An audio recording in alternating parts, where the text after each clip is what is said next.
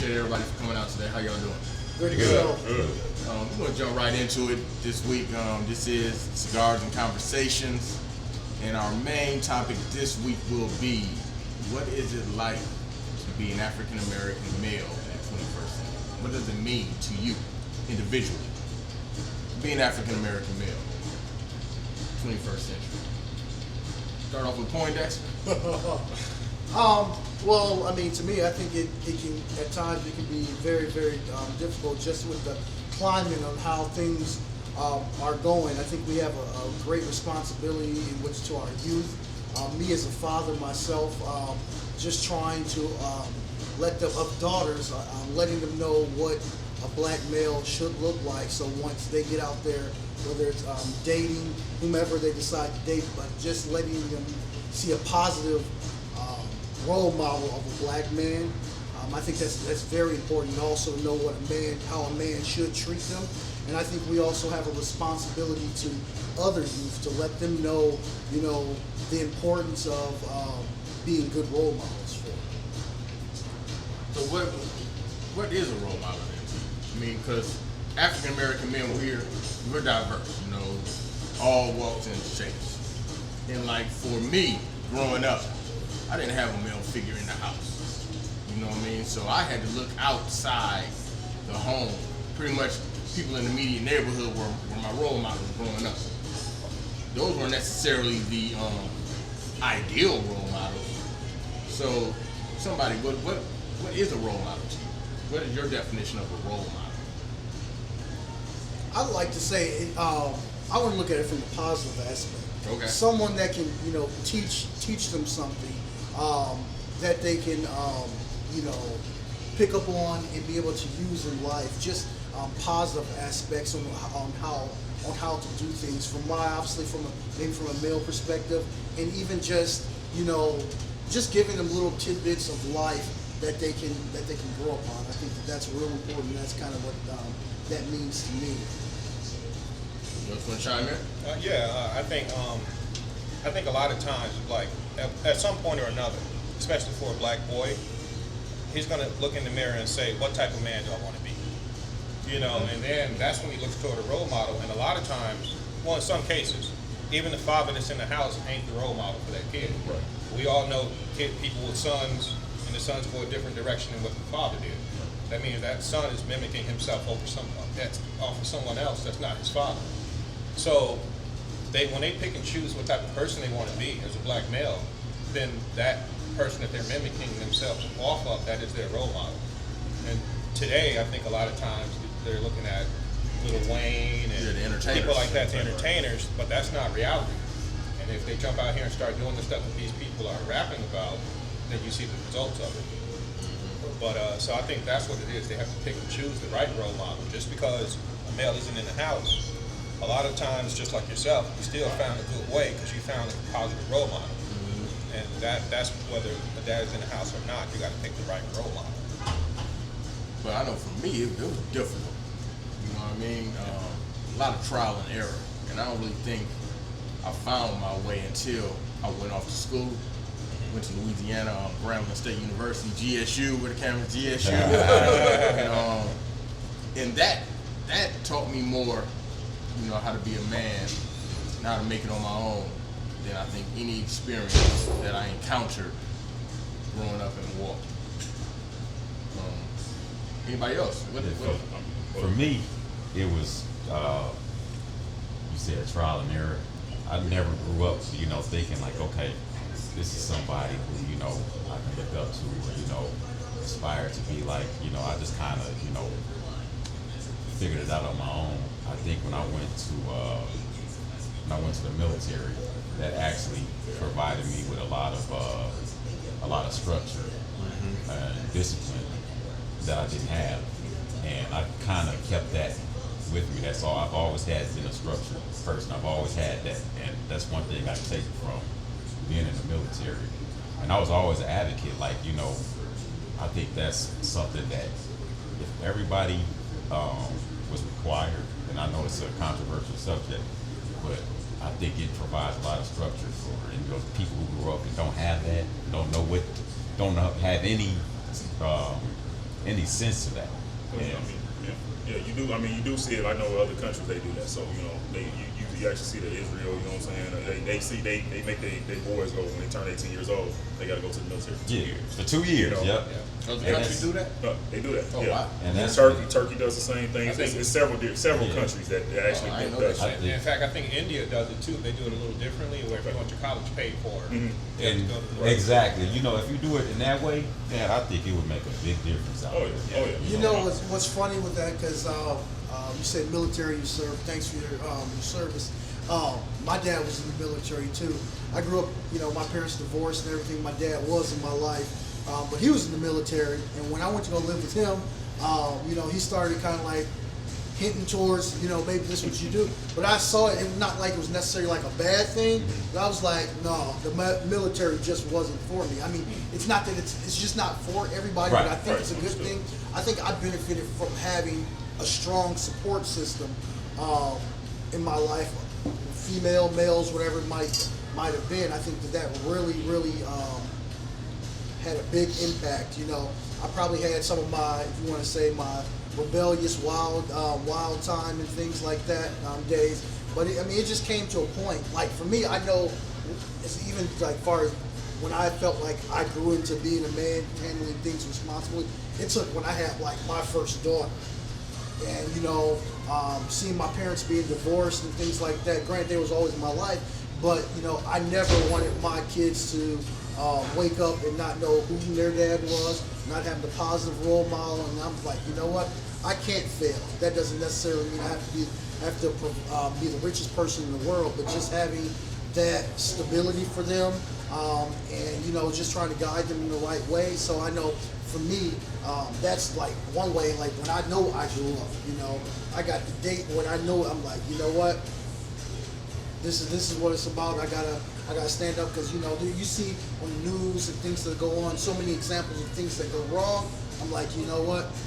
I'm gonna do my best so that to give my kids the best opportunity. Because we all know you can be the best parent in the world or try to do everything, teach them the right way, but at some point it's got to click for them. And to lead, all you can do is try to lead them down that right They're gonna path. find their own way eventually. Right, but they got to find their own way. So, that's, as far as role models to me, as I kind of think about that, I just knew I had to be a positive role model and things like that. And I know that's when I personally grew up. I think personally, people, I think they pull role models from multiple areas, such as myself. My dad, as far as my work ethic, I got that from him as far as he was my role model on how to be a hard worker. I've never known him not to have a job. But my coolness, I got that from a friend of mine in the neighborhood. His name is Trevor Harris. Sorry to put you out there. But, he was the coolest dude in the neighborhood. So that's where I got like my swag from. I got, my toughness from my older brother. I got my hustle from my younger brother. So you pull from multiple people. And that really is your role model right there. But again, it's like I said before, you have to pull from the right sources. Right. Because if your role model is the drug dealer, you're not going to do nothing but grow up to try to be the biggest drug dealer you can. Or if your role model is somebody who doesn't work, or your role model is someone who does drugs or something. So I think we have to make sure they can find the right role model. That's the question right there. How do you make them choose the right role model? Because again, you can be the best role model ever, and then your kid grow up and go the opposite way. Why did that happen? So. The question out to y'all: what do y'all think about the whole, just celebrities or athletes? What do you think about them being, are they required to be role models? I don't think so. But see, but who is? Like I got kids, and inadvertently I'm their role model. Right. And so it's just like the athletes. Your role model is not something that you choose to be. It's something that's bestowed upon you based on who's looking at you for that as a role model. Barack Obama, he said he had to try to find himself, and it wasn't until he met Reverend Wright when he started to really know who he was. So again, now he's had his grandfather in his life. He had a lot of other males in his life, and he still didn't feel complete. And he wrote this in his book. So again, you got to pick that right role model. And the role model can't say I'm not the role model. Your role model, if someone is looking up to you Right. and saying, "Hey, you're someone I want to be like," Basically, was thrust into that position. you're thrust into that position. Yeah. Exactly. Back to that question, I don't think celebrities and athletes should be role models. I mean, they can be, you know, but I don't really put that responsibility on them because we all knew athletes in high school. They weren't necessarily role models. You know what I mean? Right. They were just doing what they love to do, play sports. You know, they like to rap or whatever it may be. And just because you are now thrust into a national spotlight or you're making millions of dollars, that doesn't necessarily qualify you now to be the role model or spokesperson for, you know, a race of people, in my opinion. I think it's almost unfair to put that upon them. I didn't cut you off. I think that's unfair to put that upon them because, as we know, especially in the I think our community with a lot of our athletes, they start at a very young age. Some of them come from meager beginnings, single parent households. And I mean, I'm not down talking that, but they're not even ready to be able to handle their instant celebrity with that. So it's kind of hard to just say, you know what, you are role model. Charles Barkley, he's been on record for always saying, I'm not a role model, and I do believe that. And with having kids, and in this day and age, they see they can get everything microwave style. So everything's instant for all this music that comes out. Athletes, everything is instant. So whereas our day it wasn't. So they see athletes in their highs and in their lows. And a lot of times now they see they've done the wrong thing or whatever like that before it even gets to the news. So I think it's kind of unfair. But I think society as a whole has kind of tried to make these athletes to be heroes, and it's not fair for us to say that they're definitely role models. If that makes sense. I think it's our job as parents to, if you buy a pack of cigarettes, you have that warning symbol on the side that tells you the dangers of it. As parents, we need to tell our kids the dangers of looking at this athlete as a role model. And be like, if you do want to look at him, learn from his mistakes. Don't repeat what he's doing wrong. Yes. Because this person, he's telling you all day, he's not a role model. Even if he don't tell you, we should tell our kids, look, this ain't reality for you.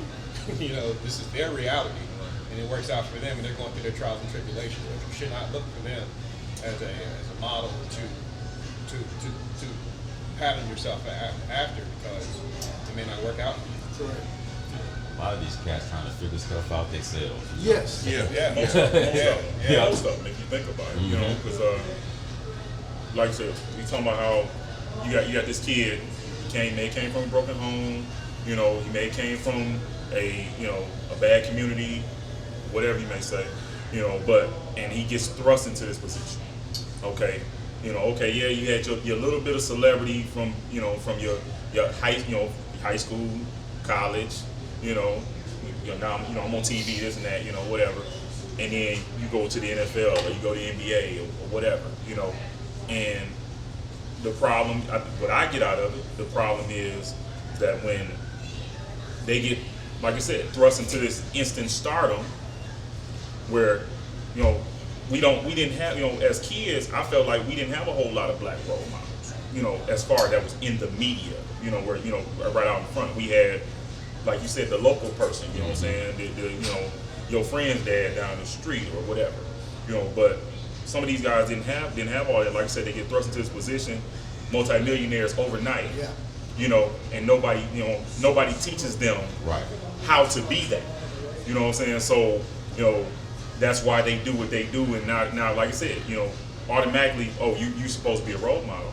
But at the same time, I'm just a kid. Exactly. I'm 20-something years old, and now I'm a multimillionaire, like I said, overnight. Yeah. But let me ask you this. At what point did it change? Because you can look in the 60s, you had athletes, you had Muhammad Ali doing positive things in the community and speaking a positive speech to the masses. You know what I mean? I'm black and I'm proud. James Brown, Jim Brown, Kareem Abdul-Jabbar.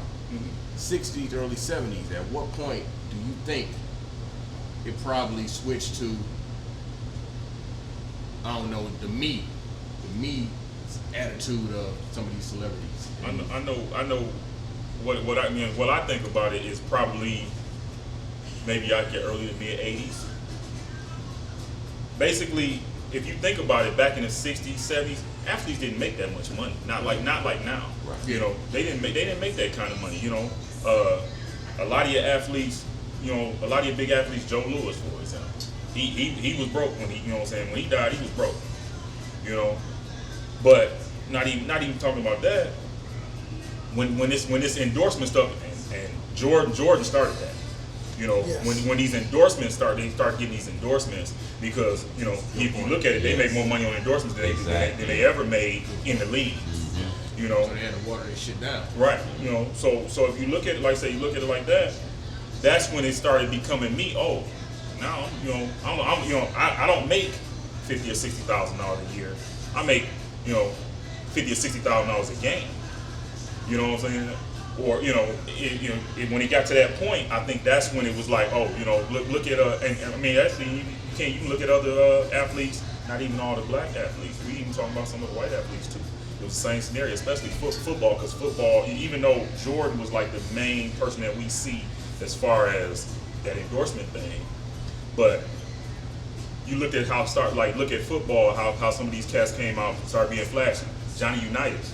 Yeah. He was like one of the flashiest cats, you know what I'm saying? His cat come out in fur coat, you know what I'm saying? Well, nobody doing that back then. But it got to that point because they were becoming these getting this superstardom, and then it started being about me. Oh, now I'm smelling myself, you know what I'm saying?